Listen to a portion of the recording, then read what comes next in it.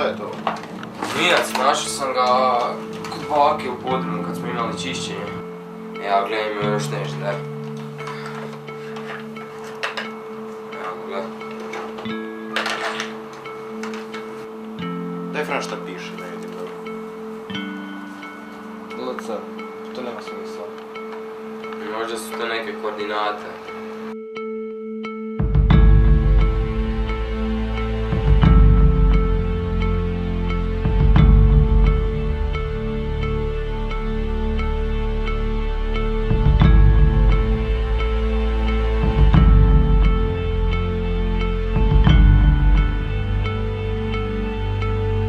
Krepo mi je mobitel.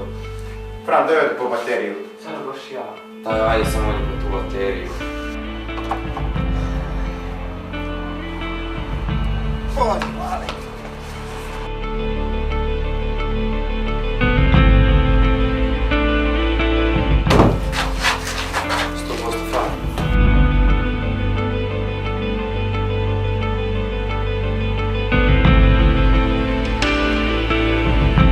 Šta ćemo sad?